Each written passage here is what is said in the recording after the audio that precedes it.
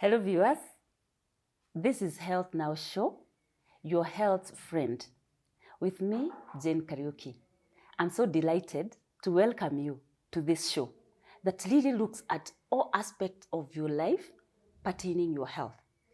And before I go on, I would like to welcome and appreciate the new viewers from all over Kenya, and specifically those that are in Kisumu. We are in Kisumu, we are in Meru, we are in Nyeri, Nairobi, and its surroundings. We are here. So welcome. This is the show that really looks into life, as I have just said.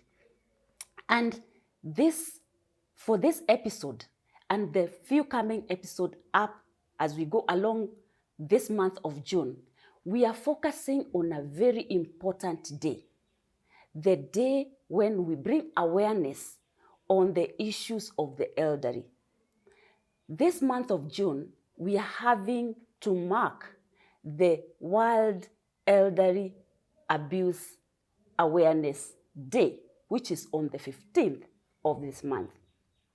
And to take us through, because we have so many things that affect our lives as we go along. And we know that we start in childhood and we move on to old age, having been blessed with long life. And now, when we get to the old age, or the elderly, or the late adulthood, we look at issues that actually affect this group of individuals. From their mental health, from the caregivers that are with them. So that is what we'll be looking into. And even as we bring this awareness, because as we say on this show, we want to sensitize you. We want to create awareness on the issues that are in our communities that affect us, and then say there is help for it. And to start us off, we would like to look at the mental health of the elderly. When we talk about the elderly, we talk about, some people define them as 65 and above, others 75 and above, others 90, 95 and above. But we'll bring all these people together and look at what are some of their mental challenges that they have, so that we can also be helpful and supportive, respectively, so that we can be able to help them. We know that one out of 5 adults has a mental disorder or a mental condition. And if this is 1 out of 5, that means we have quite a number of us with these issues. And to take us through this is a clinical officer, a friend of mine, Agnes Gishohe. I'm going to allow her to introduce herself and then take us on this very important subject of mental health awareness on the elderly. Karibu, Agnes. Asante sana, Jen. Karibu sana. Asante. I'm happy to host you today. Thank you. Yes. Thank you for having me. Kindly introduce yourself to our viewers. Thank you. Yeah. So our viewers today, my name is Agnes Geshohe. I'm a psychiatrist clinical officer. I am also a mother, and I work in the mental health field. Okay. Oh, wow. So for how long have you been working in this health sector? In the health sector, I'm clocking my 17th year. Wow. But in mental health, yeah, this is my 5th year. Wow. Wow. Yeah. So issues of mental health are, a wide range from probably the young children. You could tell us probably the range that you usually deal with mostly. Issues of mental health, we start them as early as they are noticed, from the very young up to the very oldest. Okay. So we look into as early as 2 years and as late as till death do us part with our bodies. Oh, yeah. Yes. Oh, yeah. So this is a lifelong kind of a profession. Yes. More of supportive to all of us, because we are in between the birth and the death. True. Every day you wake up, Jen, you're at risk of a mental health crisis. Yes. Wow. Okay, so probably you can now take us through this journey of mental health, and especially looking at the elderly. What are some of the mental health conditions that are common with this group of people, of individuals? Yeah.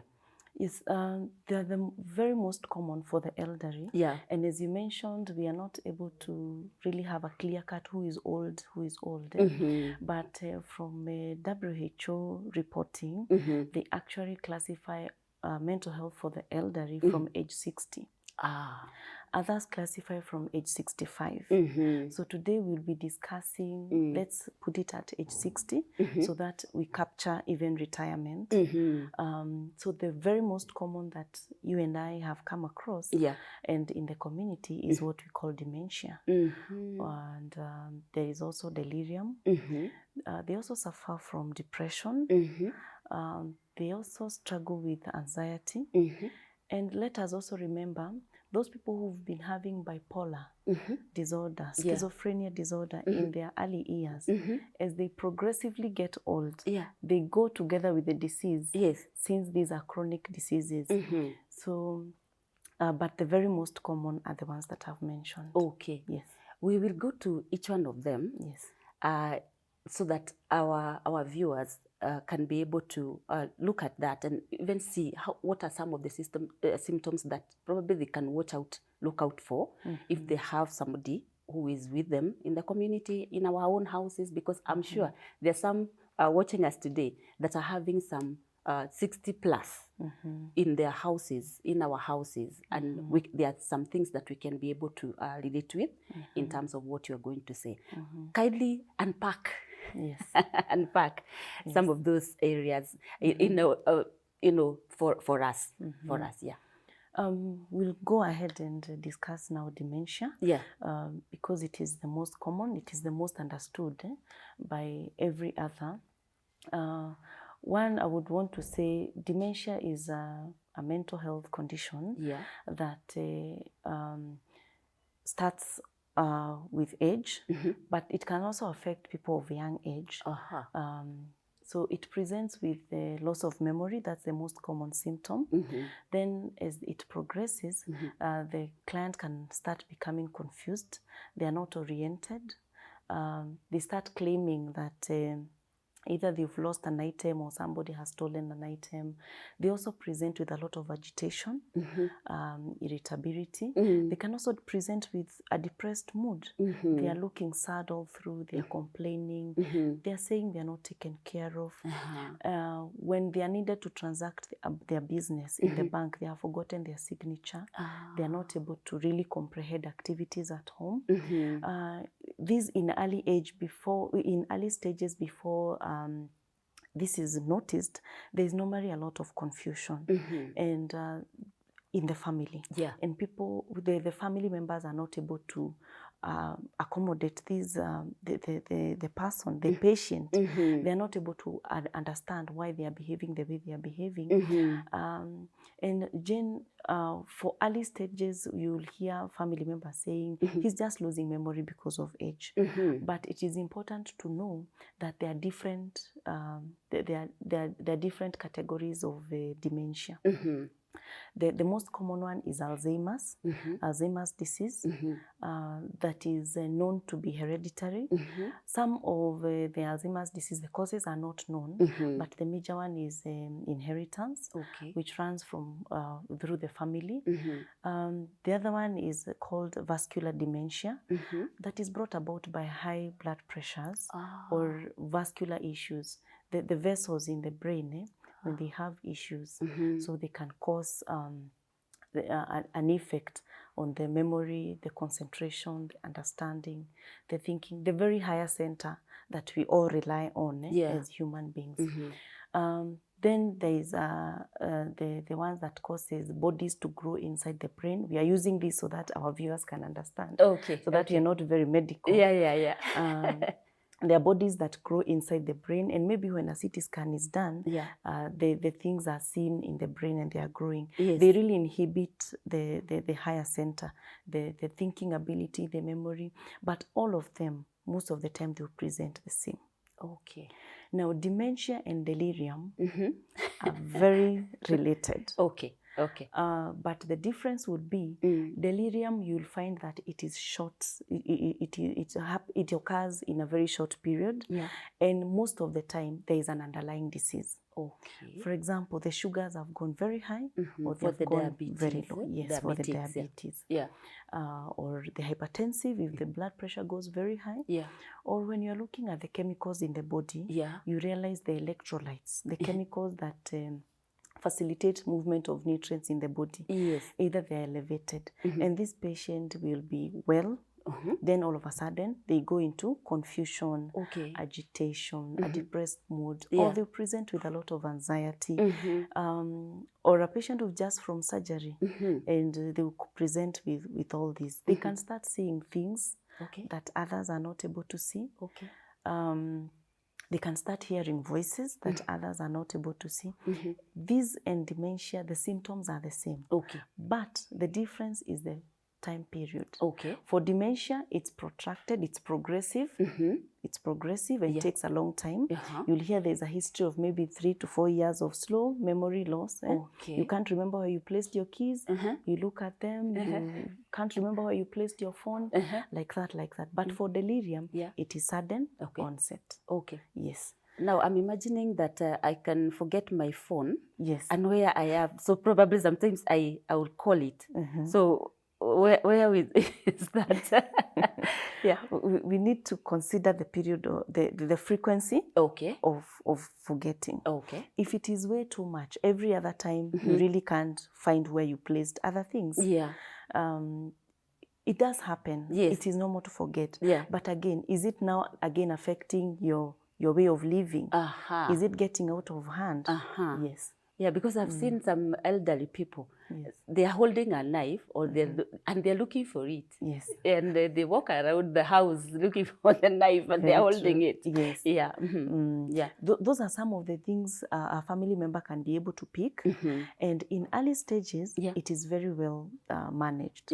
But as it progresses, and then now they start now experiencing their cognitive function is affected. Yes. The understanding, the language. Yes. The hallucinations now, the perception is affected. Yeah. Then now that is the moderate. As it progresses to severe, then you realize now even the family struggles to take care of the patient.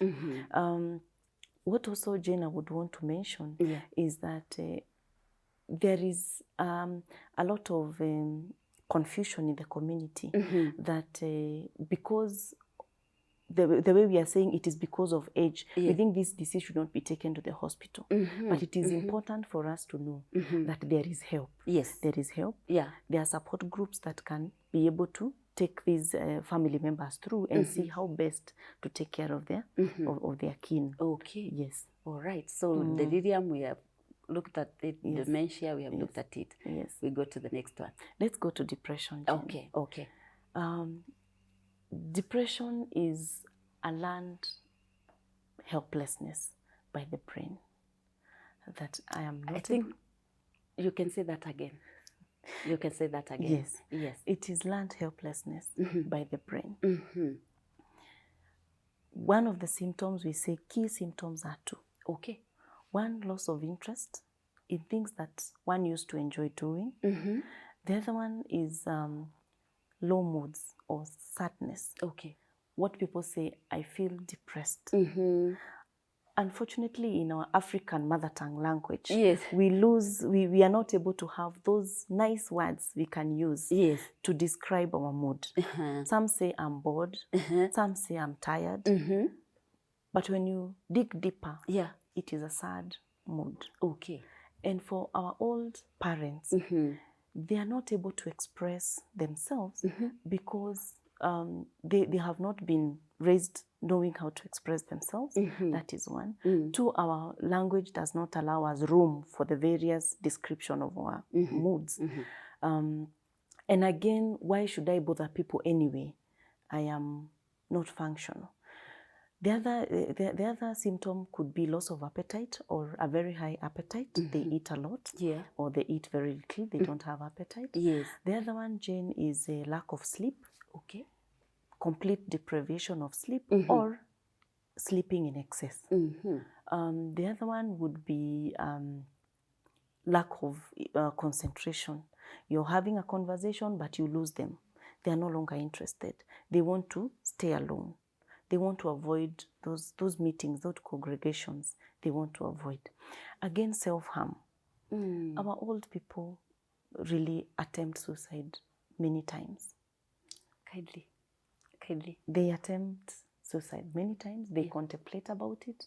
They talk about it loudly, but maybe we think they are just, they are just talking about their desire to part ways with people. But in truth, they really attempt suicide. One, they refuse to take the medication you're giving them. They know the uses of this medication they've been taking for a very long time, but all of a sudden they no longer want the medication. Yes. Or sometimes they take in excess. If there's no supervision, nobody is watching. Yeah. Yes. They feel they've become a burden to their kids. They are always in and out of hospital, or a pain here, a pain there. Yeah. And especially the kids who have long or chronic conditions. Yeah.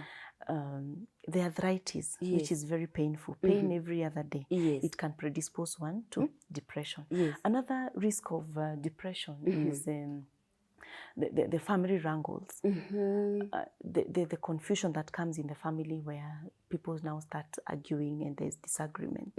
Losses, when they start burying their children. And in African setup, you should never bury your own child. It is your children to bury you. Yeah. But when you start burying your own and you're being left grandchildren to take care of, Jane, it is not easy. It's not. With these hard economic times, they are also struggling to get resources to fund their wellness, to fund their, when they go to hospital, they are told, take a balanced diet, eat this, try the other one. They are not able to afford that. That's a stressor. Yeah. They come to hospital, but they don't know where to get transport back home. That is also a stressor. So all these things can predispose one to depression. Again, Jane, we mentioned that there are people who've been struggling with depression from a younger age. Then they transit with this depression into old age. Yes. That is also a predisposing factor of depression in old age. Yes. Also, persons who have had very traumatic life events, the abuse you're talking about, whether physical or psychological, it can predispose one to depression. Yes. Again, the lived experiences in the community. We've seen some societies abusing and even banishing the old, and some even killing them. That can be very traumatic to the living. Like suspicion on witchcraft, I've heard about it. Yes. Where does it leave me, the living one? And I've started, my hair has started turning white. So it predisposes me to fear and anxiety. And the next thing we're going to discuss, Jane, is anxiety. Anxiety. Yes. Just hold it on that. Right. We'll take a short break, and when we return, Agnes is going to continue with now anxiety. Stay tuned.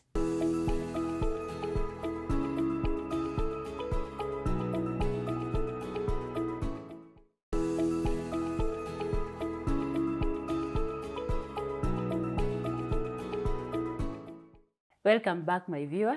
We're still with the clinician Agnes Gishohe, and before the break, she was talking about anxiety with the elderly. So, Agnes, from where we left, kindly let's go on.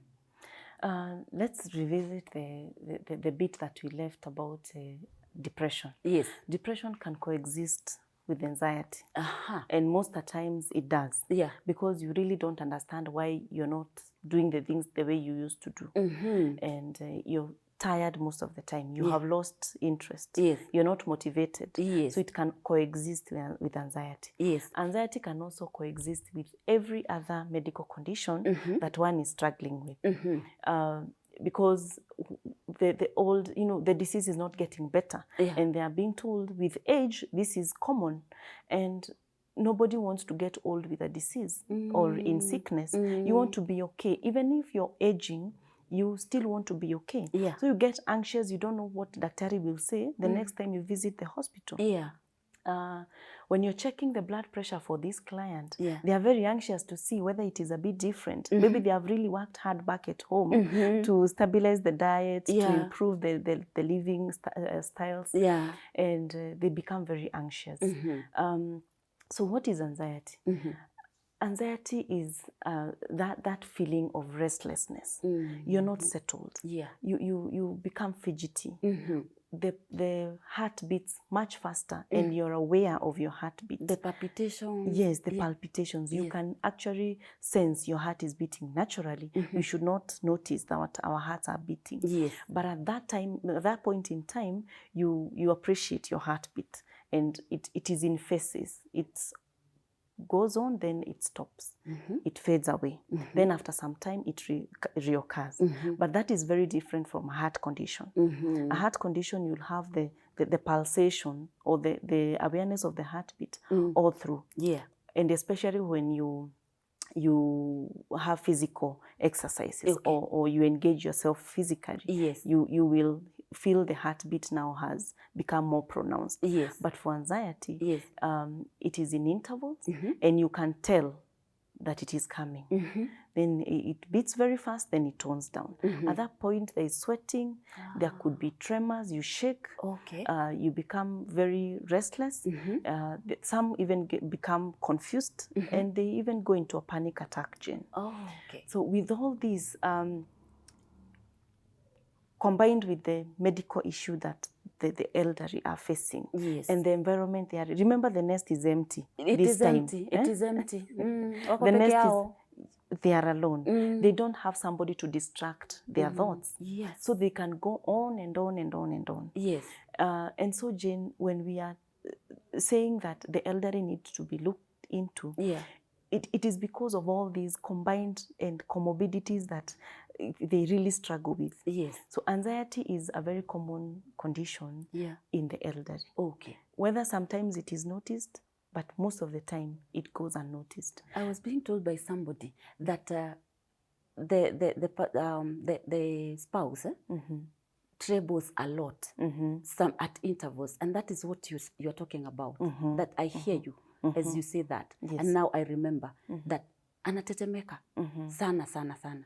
Yeah. Okay. Go on. Then it resolves. Yes. Then again they have another phase of an attack. So as this progresses, most of the time they visit the hospital because they feel like the chest is aching or the chest is tight or there's pain in the chest. That is looked into and maybe they are told the heart is okay. So then the other thing to investigate in the medical field is, could you be having issues that you're struggling with? Could you be anxious? Is there something that is happening on the background that you've not been able to notice and resolve?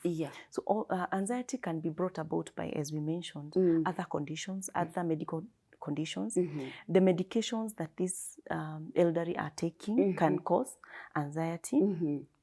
Of course, family issues can bring a lot of anxiety, and especially where the individual feels helpless.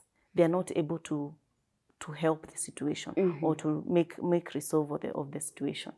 The other cause of anxiety is progression, as we said. You've had anxiety in your early ages, and now you've transited to old age. And this is something that maybe has been on management for the longest. So you again go into old age with the anxiety. Yes. Wow.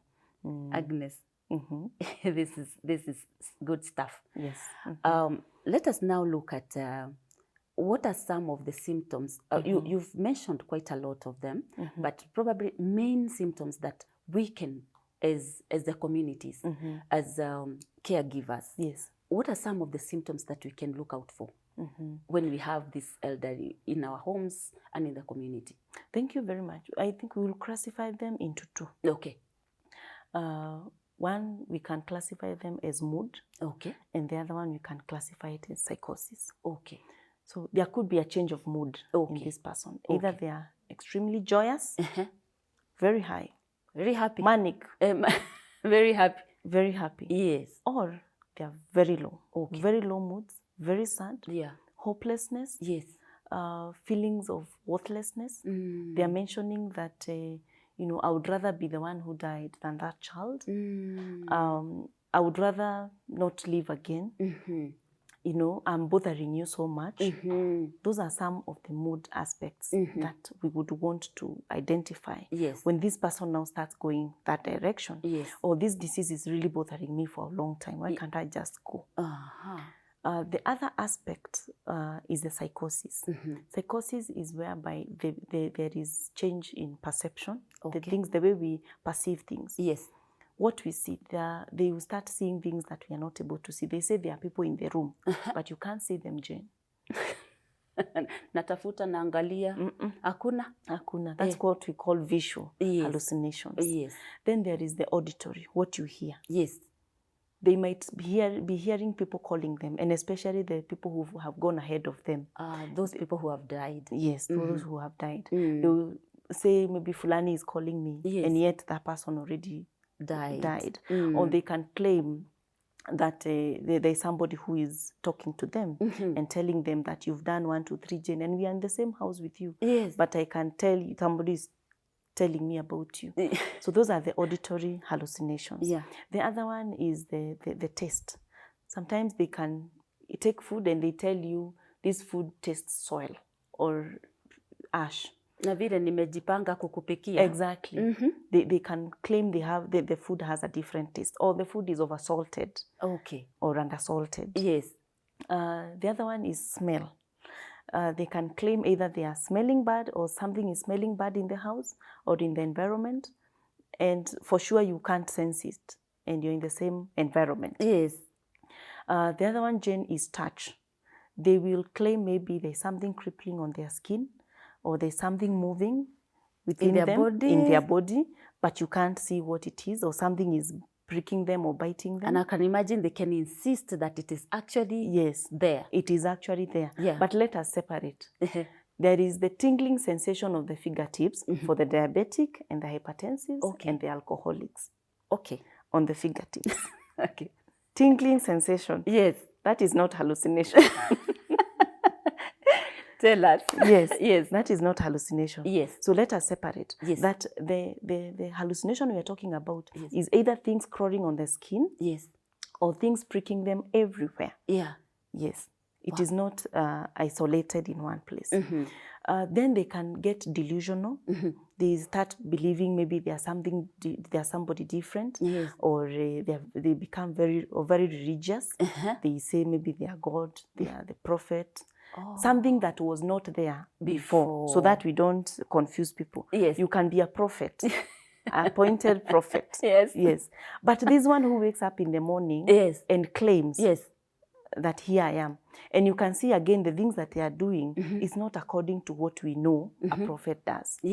All right? The connection, the spiritual connection is not in line with what you believe in, or the faith they practice. It is not in line. So it is anything that is out of... It's like an extreme. An extreme of almost everything. So so in the psychosis, you can have that. We can also have change of behavior. You see, maybe they've started collecting things and holding things that are necessary, collecting things on the street or in the compound, walking around aimlessly. And also, when now they start, their memory now deteriorates. When we were talking about dementia, they can wander around and not remember where home is. And we have seen our parents being announced on TV and social media that if you see them, please bring them back. They wander around, they are not able to remember. It is good to note these things. Then when there is, of course, change of the physiological appearance, poor appetite, refusal to, or weight loss, Okay. or again weight gain.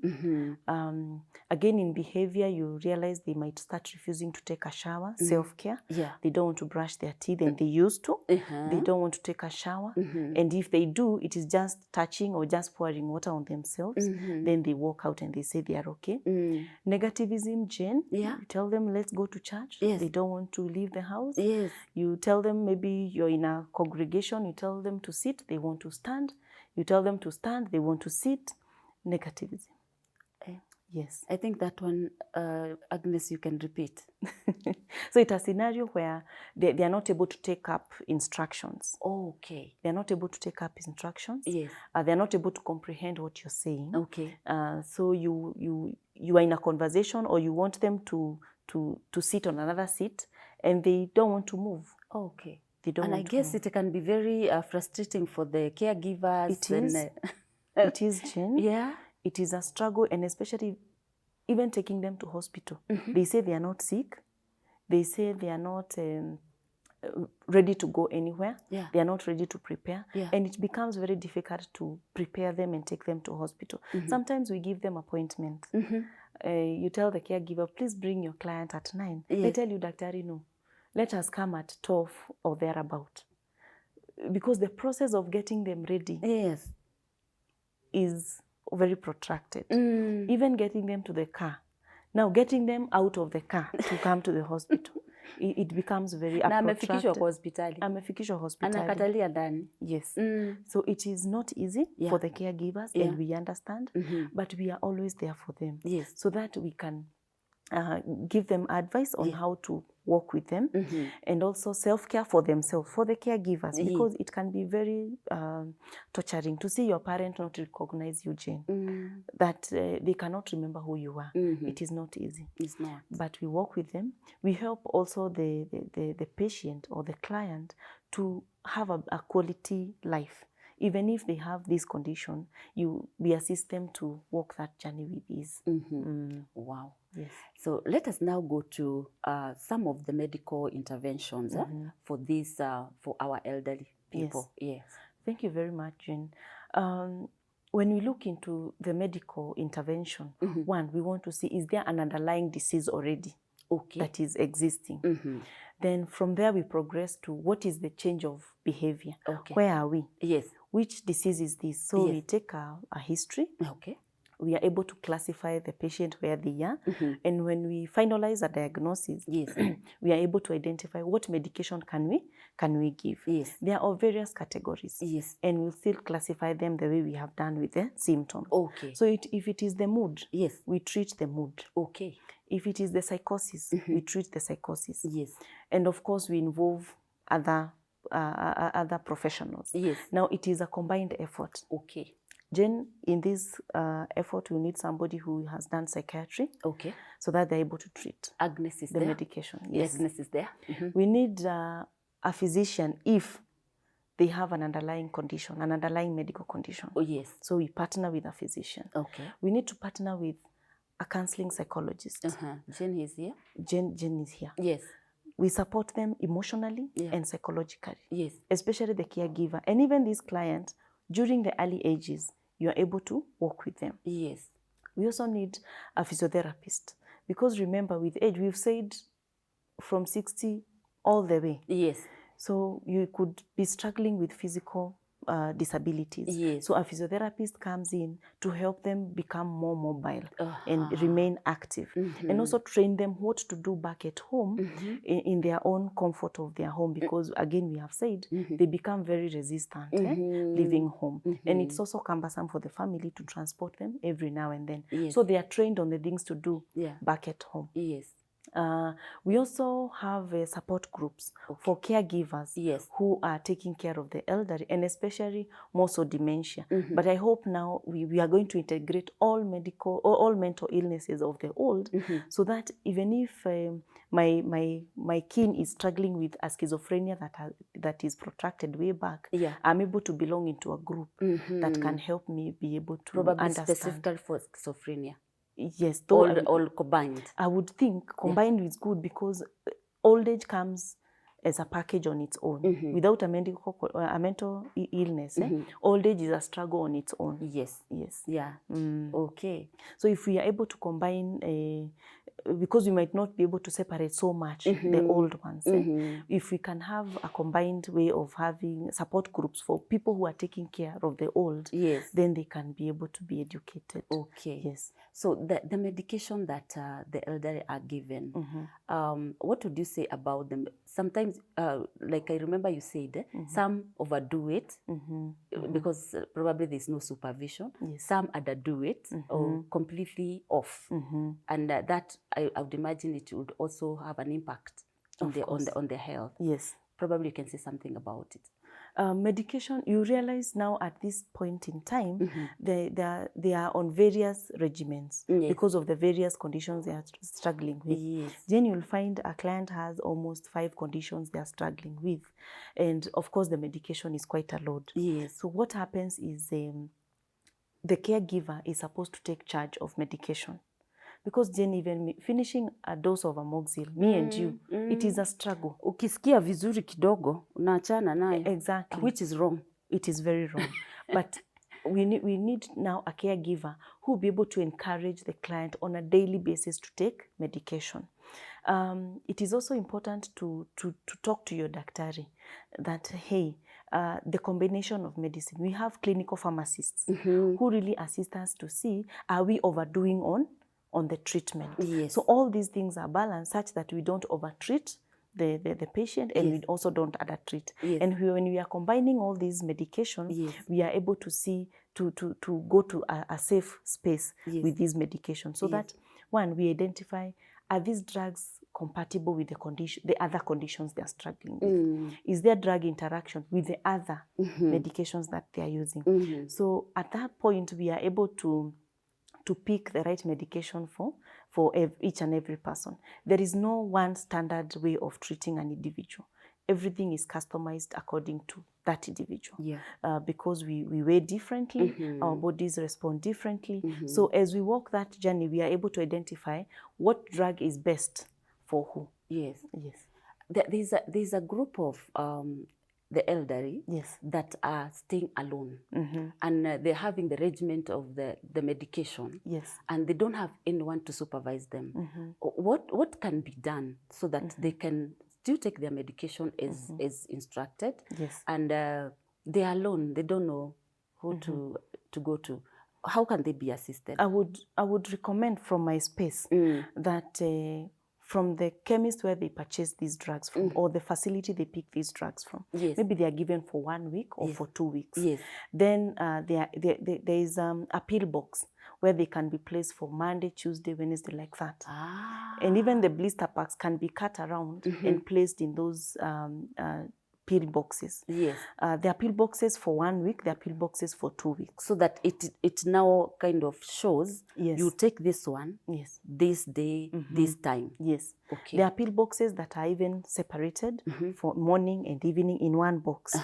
Then the pill boxes are for 1 week. So there is Monday, Tuesday, like that for a whole week. And they can have 2 packs of that so that they're able to pick for morning and evening. That can be easy. And then when now they are going to have a refill of their medication, they carry the pill boxes to the pharmacy or to the facility they are going to. Yes. Okay. I'm really liking that. And I'm also looking at, yes, you have the pill boxes, but you still you are alone. Yes. And the distance to the health facility or to the clinic. And I think this is where you were talking about, it can be a combined effort, so that this probably somebody checking up on this person, because I'm imagining if they have different conditions, and like we were talking about, they might forget because of the dementia, if it is the condition, they might forget the time as much as they are put in the pill boxes. So I don't know what would happen. Well, Jen, I would want to suggest if people, the family members can be able to hire a caregiver, that is okay. our elderly have very good relationships with their neighbors most of the time. Good. They will find in the community, there's this one good young person Yes. who is a good friend to them. Yeah. They can be checking on them, and or maybe a neighbor. But I think the best is to identify one person who can be checking on them, maybe every other day. Okay. Yes. All right. Hey, Agnes, I think we can't finish this one. We'll have to come again and look at it. Look at it. But very important things that and tips that you have given us. And probably your parting shot on this, how we are taking care of the elderly on their mental health wellness. All right, Jane, thank you very much. It is important when we look at the old generation, we appreciate they are there because they lived their life, and they are the persons who brought us to this world, and they're the ones who have guided us to where we are. So as they get old, it is not their fault. Yeah. Let's take care of them. Let's remember them as we are organizing ourselves, working hard to self-develop ourselves. Let us also remember them back in the village. For their mental wellness, remember the symptoms that we have said. If you pick one, visit the nearest facility so that they can be further interrogated. Yes. If they are struggling with a chronic disease, most likely they could be struggling with depression also. Yes. Because they say 80% of the elderly could be depressed. Yeah. So it is important, whenever you identify just a single one, take them to a facility where they can be checked. Don't just leave it, leave it like that. Don't brush it off. Yes. Yes. And listen to them. Yeah. When they are crying out, they always cry out, but maybe not physical tears. Yeah. They will mention one or two, but again they go silent. Yes. Okay. Like I've heard some say that God forgot them. They would need to go, like the way you are talking That about is the hopelessness. suicide. Yeah, That's hopelessness, suicidal ideations. Yeah. Hopelessness packaged differently. Yeah. Yes. Okay. So Agnes, where can we find you? You could just talk to our viewers, and where can they get you if they would need to come and see you? To my viewers, where to find me, I work at Link Therapy Medical Center. It is located in Kiambu Town, behind KCB Bank. That's where you'll find me. Yeah. Book an appointment. You can Google our facility. You can also find us on Facebook. So we will be ready to serve you. Okay. And for the old, we always take care of them. Okay. Yes. And I would imagine even as you're doing your parting shot for the old, Lugha, the language, sometimes because like where we are in Kiambu, we are different communities, and probably somebody comes and you're not able to talk the language. Yeah, so I don't know whether that will be still your parting shot in terms of how do we get to help them. Well, I think in terms of language, since we are in this locality, I think Kikuyu is the most common. Yeah. But for other languages, what we will do is a caregiver will come and maybe translate for us if they are not able to communicate directly. But again, we never lack a way. Okay. We never lack a way of communicating. Yes. Okay. So thank you so much.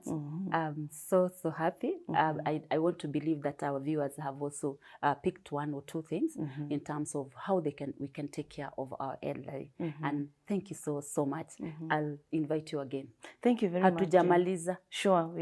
That's just a tip of it. Oh, hatujamaliza. Sure. Thank you so much for finding time to be with us. You're welcome. And thank you so much. Our viewer, that is all the time that we had for today.